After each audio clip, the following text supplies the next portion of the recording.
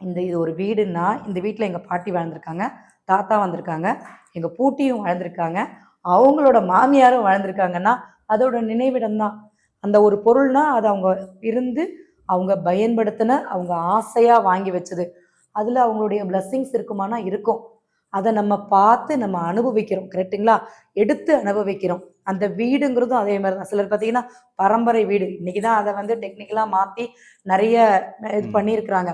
அந்த வீட்டோட மகிமைங்கிறது நம்ம வாழத்தான் செய்கிறோம். அவங்கள கரெக்டாக நம்ம கரை சேர்க்கணும். சேர்க்கிறதுங்கிறது நிறைய பேருக்கு தெரியாது. பார்த்துக்கலாம். இவங்க எப்போ இதை உணர்வாங்கன்னா, ஒரு திருமணம் நடக்கலை, ஒரு குழந்தை பிறக்கலை, எனக்கு பிஸ்னஸ் சரியா இல்லை, நான் மேரேஜ் பண்ணிட்டேன், டிவோர்ஸ்ட் ஆயிடுச்சு, செகண்ட் மேரேஜுக்கு பார்க்குறேன்.